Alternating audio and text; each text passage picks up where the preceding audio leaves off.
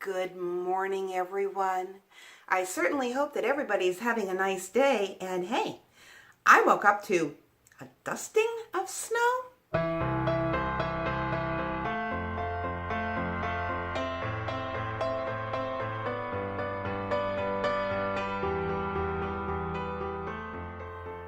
Yeah, that's all we got. Just a dusting. Can still see the grass. Kind of disappointing. Not that I want a whole bunch of snow, but I just think it's so pretty. And I like living where there is all four seasons.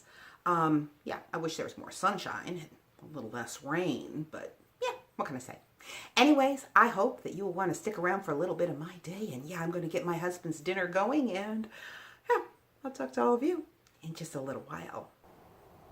Well, as you can see behind me, we just have a dusting of snow. But my girls love to play in the snow. So out we come to play in the snow. Don't really know what that's going to look like other than them walking around and sniffing, though, because, yeah, there's really no snow. Anyways, I thought I'd come out here and show you just how pathetic our snow is. Oh, there goes Mindy. She's a happy girl. She can at least roll in the dusting, right? Do you remember how I said that I have chives that grow almost year-round? February is usually the only month that I don't have them. Let me show you. Chives. And that's because that pipe that you see right there going into our house, that is the heat from our outdoor furnace coming up and into our basement from under the ground. And so right here, the ground is always warm. So I always have chives.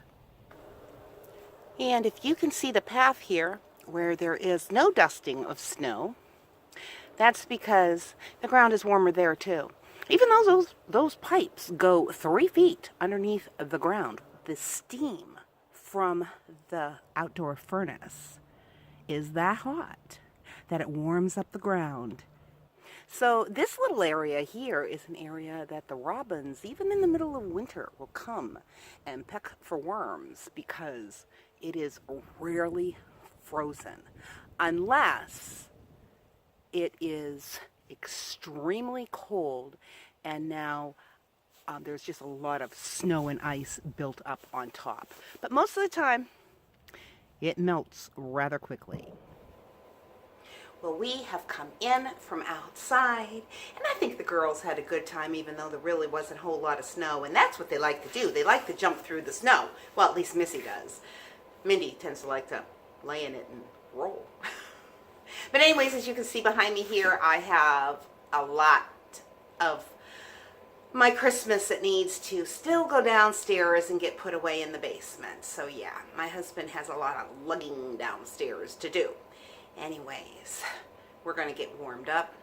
I'm going to make myself a cup of tea, and I will talk to you in just a little while.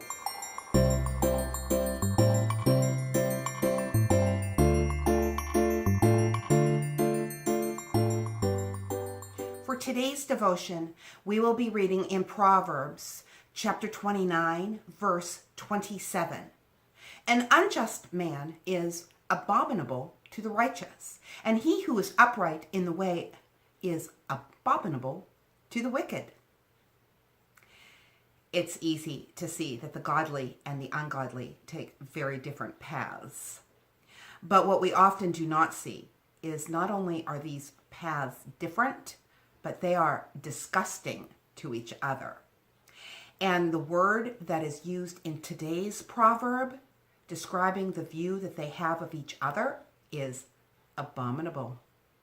In Hebrew, the word used means something that is offensive or what is an abomination to someone else.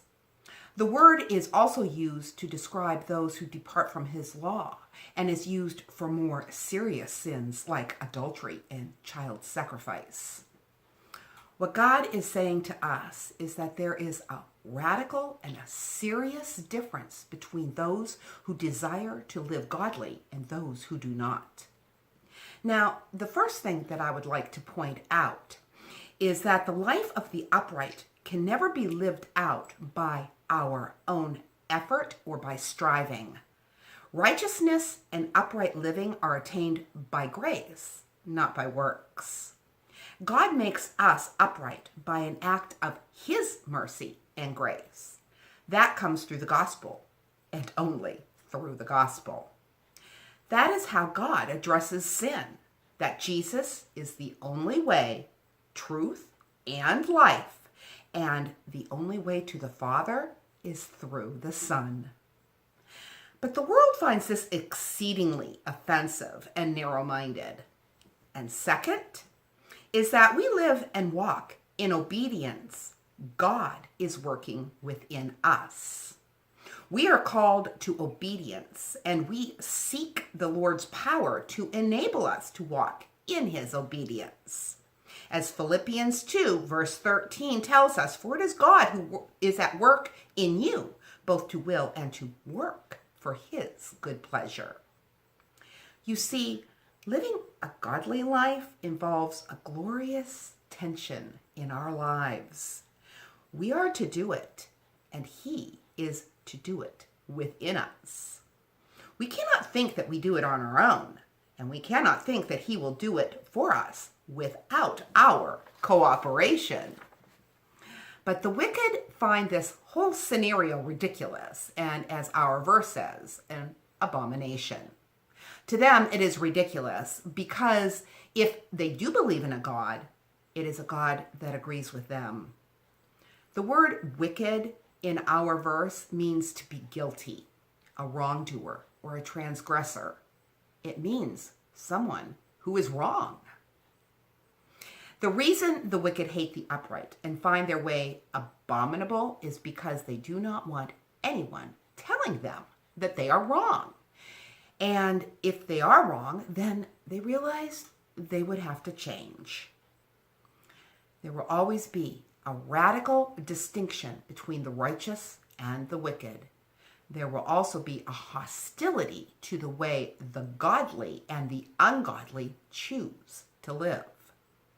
And that is the wisdom that God is seeking to impart to us through today's proverb, and why it is ridiculous for Christians to try to make the gospel inoffensive.